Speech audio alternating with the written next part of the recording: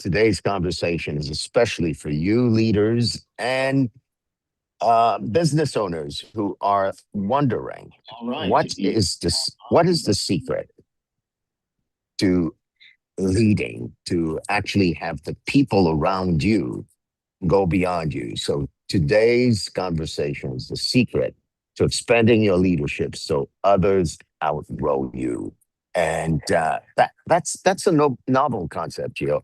And in a way, what we're saying today is that the number one job that you have as a leader is to ensure that the people around you surpass you. Now, here's the deal, though. What if that was your highest expression as a leader? Not to compete. The people who are your people are not competing with you, not to replace you, and but really to outgrow you. This is the month of February, and for the entire month, we've been on the theme of love and its connection to leadership. So, love is my willingness, in the words of M. Scott Peck, my willingness to expand myself for the spiritual growth of another and my own. Now, we're not talking about romantic love. We're talking about leadership love, the kind that builds companies, the kinds that builds families, and the kinds that builds movements. So, Gio, you shared something with me that really touched me last week. You said that you were in a conversation with your auntie, and she looked at you and she said, love's always present. And I'm getting for myself inside of that, Gio, is that when love is always present, then leadership doesn't have to be about control. And it can be about expansion. And yet, as human beings, we have barriers to actually having love be an expression of our leadership. So, Gio, this is our conversation for today. How are you, brother? Hey, Zarel, good morning. I am doing great, and this is a conversation I'm passionate about, and it's critical for any for us or for anyone who's looking for a promotion or build a team. And there's this saying that I really find it to be powerful, which is people don't care how much you know until they know how much you care. And and and it's in a work setting, in a professional setting, how does one express one's caring is critical. When leadership just it becomes transactional, like a factory, if you will, or what we traditionally see as a factory, then people don't grow. And if people don't grow, companies don't grow. And for the most part, teams or leaders are looking to invest in technology, and hence the progress we have made. However, normally a company doesn't really grow until the team grows. And we're sort of expecting for people to take on their growth, their professional growth on their own. Companies are sort of expecting that. However, people normally are expecting that the companies invest on them. That's what Hmm. usually people are kind of waiting to see what the company is going to do so that they can grow. And so there is this push and pull kind of relationship until a leader comes in, a supervisor, right, a manager comes in and starts having a kind of a caring relationship for the people that she or he leads. Like, no, you've they start investing in the growth of the people that they lead. And normally Yeah, I have found, Sorel, that that's when the magic happens. yeah, That's and when the company starts growing. Go ahead, Sorel. yeah. I was going to say, and as obvious as it may sound, Gio, there's some things that are innate to how I am, how you are, how business owners are as human beings that stand in the way of bringing that kind of leadership, that kind of caring to the party that supports growth, right? And one of them that I've seen is that, well, for myself, that I secretly compete with my own people, and that competition shows up in the most subtle ways. I say I want them to grow, but in some way, I feel a little bit threatened, or if a lot threatened, when they shine. I say things like, "This is my company. I built this," and I struggle when publicly they get recognition. Now, if you find yourself in what I'm saying, don't beat yourself up. That's not the point of this conversation. The point of this conversation is to begin to reveal the nature of what it is to be a human being that leaves me confronting growing my business, growing my company, and yet secretly competing with the very people who are there to support that growth. So I mentored this gentleman, Gio, and now I'm discovering for myself the way that competing with him showed up for me is that as he's winning and I'm celebrating the winning, I also wanted to get credit for causing him to be the kind of leader he is now. So it was as if I wasn't competing with you, but you know what? I made you. And so, wanting to grow an organization as a human being, as a leader, and letting go of the identity that gets in the way, I think, Gio, is the big challenge for business owners and leaders. Yeah, exactly. There is this aspect of having one's identity so that the people that we lead can outgrow us. And I have found that that's sort of the key and that's sort of the secret to growth. That's the secret to getting a promotion. That's the secret to getting a company going.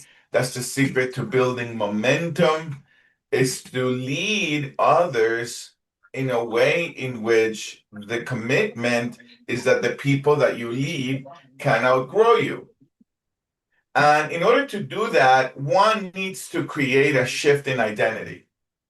And what I mean by that is somewhat noticing or pointing to Sorrel, that even though I want my company to grow, even though I want sales to grow, even though I want to make more money, even though I want to make a promotion, I'm secretly competing in some degree with the people I'm leading. Or I don't want them to get all the credit, like you're saying. Or I want to identify myself, right, as the smart one.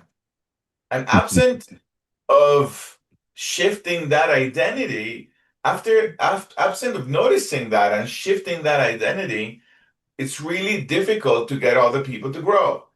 I remember one time I was growing a sales team, Sorrel, and I was doing sort of okay in this one company, and I was building a few sales leaders.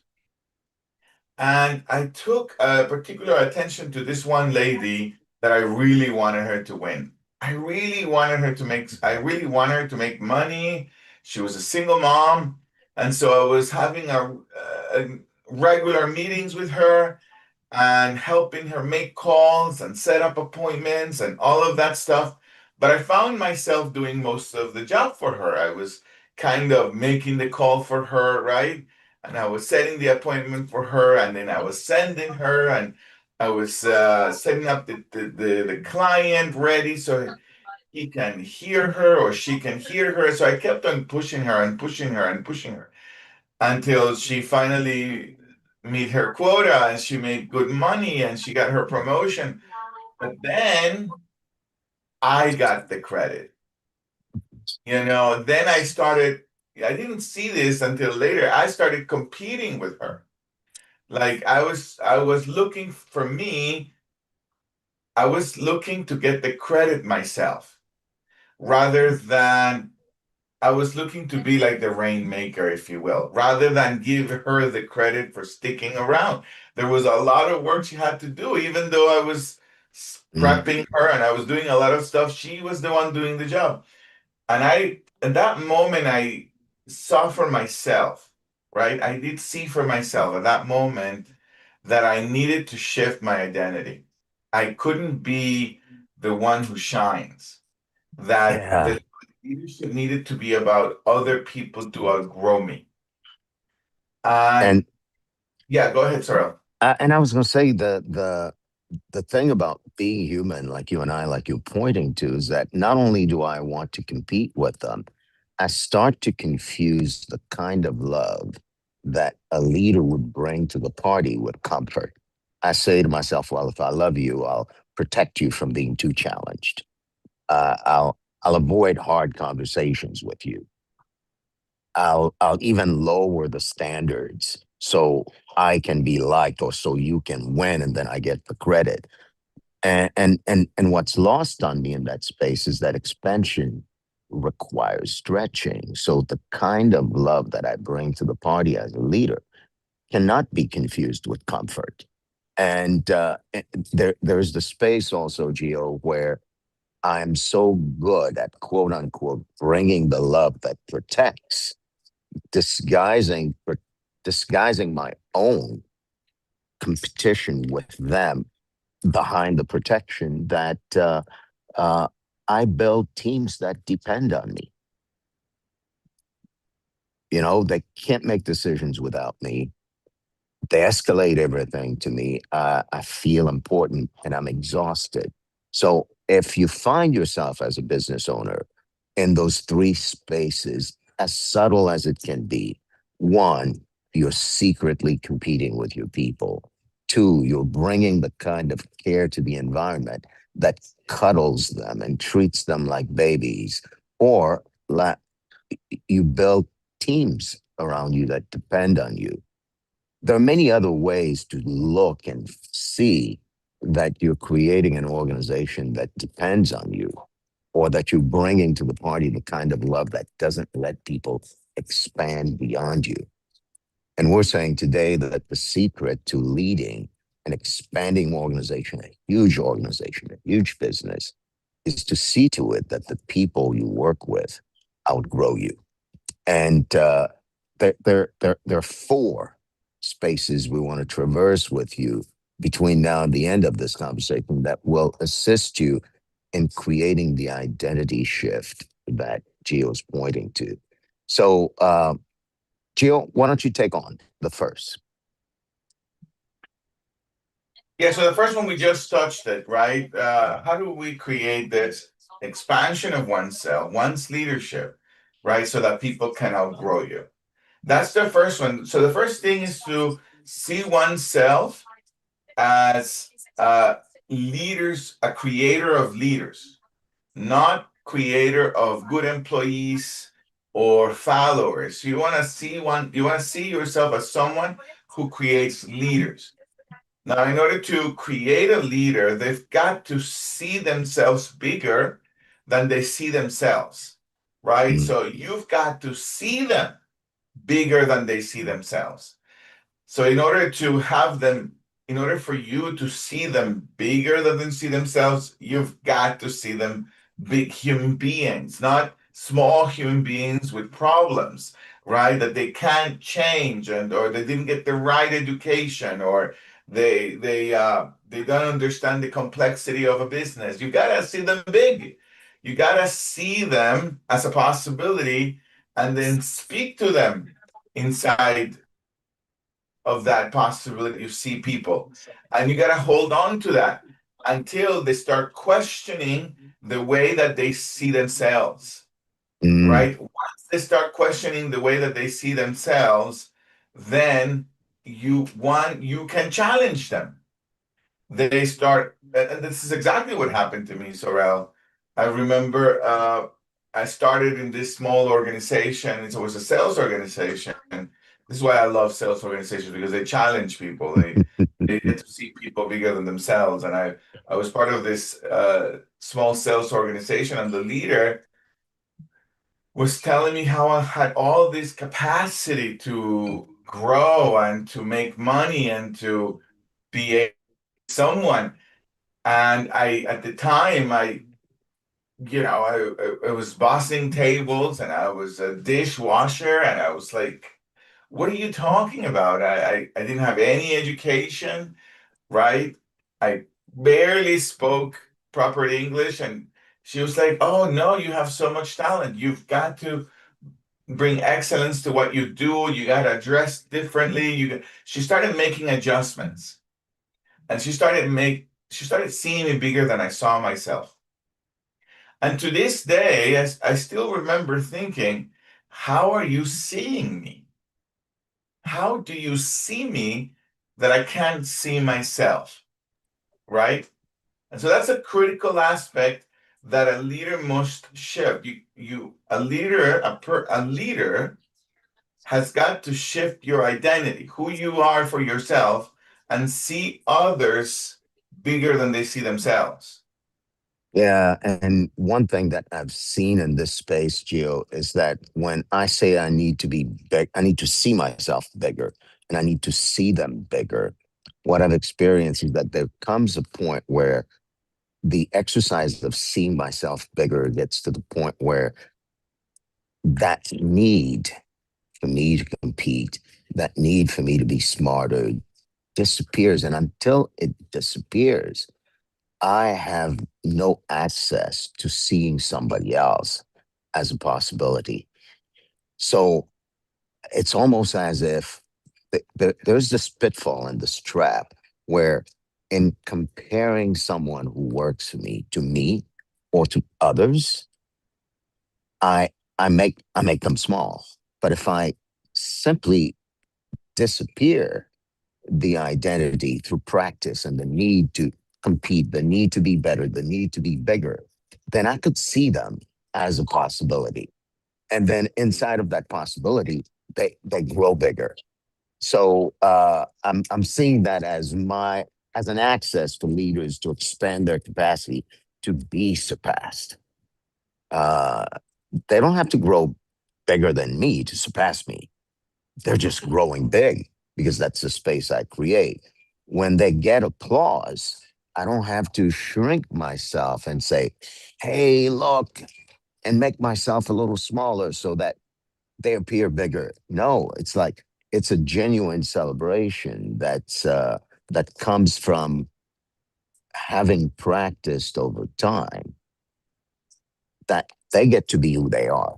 They get to be inside of the possibility I create. And that possibility has nothing to do with me. And that's a sign of, not a sign, that's where a leader gets to where there is a level of emotional maturity that you create that makes it unnecessary for you to Found shrink yourself so that they can grow. So, Ral, what I've found over the years is that in order to create the expansion of another person, it's critical to create environments where they can be recognized. Not that I can be recognized, but they can be recognized. And because there's something I heard a while ago that people are willing to do a lot. People are willing to do everything to get recognized. So it is critical to create environments, right? To set up an environment for recognition, because the mind loves recognition. The mind loves to be recognized and to feel important and to feel significant. And if I am in the business of creating leaders that outgrow me, if I am in the business of creating leaders for my company, then I've got to create an environment where people can be recognized. I've got to recognize them. The self, right, identity loves recognition. We're addicted to it. We're addicted to feeling important. And if I, as a leader, am looking to be recognized rather than to recognize, then I keep people small. And so that's the next aspect that one needs to expand. The other aspect of one's identity that one needs to expand to create leaders around you. Create an environment for recognition, not to recognize yourself, to recognize others and be addicted to that. And I have found that companies who do that, teams that do that, normally they have loyalty if they are way if they're able to manage the toxic competition, obviously, because it needs to be balanced. Yeah, in the same way that the brain loves recognition, Gio, I also find that the brain loves to be stretched and to be challenged. Because if I recognize you and I'm recognizing you for something that you consider a slam dunk, like too easy for you, the recognition almost feels disingenuous, right? It's not genuine.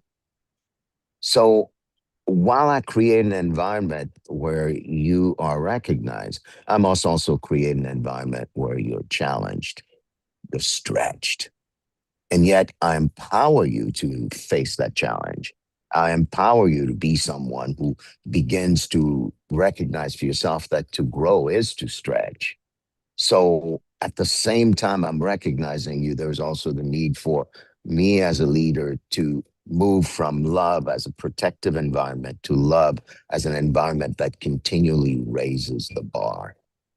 And as I raise the bar and I empower you to stretch and you leap over it, then I raise it again and you leap over it, then I raise it again and you leap over it. People then get to believe for themselves what you see for them as a possibility. You know, you mentioned earlier, Gio, that this lady in the sales organization that you worked for kept saying to you, "This is who you are. This is who you are." And at some point in time, you did see it, right? And when you are that kind of a leader, then you're free to be with people who are who become naturally peers, peers that you can say to, "What do you see that I don't see? Where This is could you what outperform me?" You know? this is certainly something I remember that is critical. One of the things that she was really good at was to keep people in action. And then she would challenge me in the sense of saying, of course you can do it. Just go ahead and do it. Just go ahead and do that. Of course you can. Look at how you are and what you do and your attitude. And she will build myself and then she will send me to take action. So she would send me to create those three prospects or whatever that was at the time. And what I started discovering is that knowledge doesn't lead to activity, but activity does lead to knowledge. And she was really good at making sure that she built myself, the way I saw myself, to take action. And she would challenge me with taking action. And she was really good at connecting with me after an action was taken. And there wasn't much she would say if action wasn't taken. So she trained me to take action. And what I started discovering later over the years, right, was that action leads to knowledge. And then that action I took led to a shift in identity for myself. Mm. And it's what she was really good at. She was really good at doing that. And I have found over the years when we're training leaders and when I'm training leaders is to be very, very mindful that when you're challenging people, when you're stretching them and challenging them not to necessarily see themselves bigger, but to take action. The challenge is always around taking an action, like go and build that report or go create that, whatever it is, Go right? make those 50 phone calls. If it's in the world of sales, go make those You 60 know? phone calls or go bring me the business strategy or go create that campaign or go and build that blueprint. Whatever it is, it's the action. Challenge people to taking the action. And I have found that leaders that do that create leaders over there. That leaders who are committed to action are the ones that create an environment where people grow. And so that elevates standards. And so Yeah. that's a critical aspect to create leaders that outgrow you. Gio, what you're pointing to is so critical because I can put you in a training room and speak to you until I'm blue in the face about how critical it is to be in action and take action. And yet, when you are on the court taking the action has a way of translating into the kind of knowledge that you cannot learn from a book. You cannot learn from a conversation. Actions teach you to be who I see you to be. Like me telling you you're big, you're great doesn't do it. It's actually you taking an action that you didn't think you could take. And then after taking the action, regardless of the results, realizing that, oh my God, I took this action. I didn't die or I didn't fall flat on my face. So progressive actions that build the kind of confidence that a conversation cannot do leaves me as a leader, as someone who's not just expanding others, but expanding my vision for legacy. People who are in action get to be thinkers. People who are in action get to be builders themselves. People who are in action get to see beyond what they can see today and for themselves become the kind of visionaries that they admire. And people who are in action learn to be for themselves the kind of independent thinkers. And you know what, Gio? I'm fortunate to have experienced this is that when a leader practices that, what happens is that you can leave your company for 6 months, a week, a year, and the place doesn't shrink. It actually expands, it grows, it multiplies. Uh, so you might ask yourself this question: if you disappeared for 6 months, would your business shrink or would it multiply? And so the answer to that will tell you everything. Yes, that's a powerful question. If you leave your company for 6 months, would the company shrink or would the company multiply? The answer to that will tell you, it will reveal where we need to pay attention to, where we need to stretch and challenge people, where we need to create structures, right, for multiplication. Sorrel, this was a great conversation, Sorrel. Well, Gio, it leaves me challenged because it's not the kind of conversation where you and I have an answer or you and I are giving an answer. We're pointing to something critical. Love and leadership isn't an emotion. Love and leadership is structure, the kind of structure that leave me in a space where I can challenge you without crushing you, where I can see you expand without shrinking. And so it's a kind of paradox, right?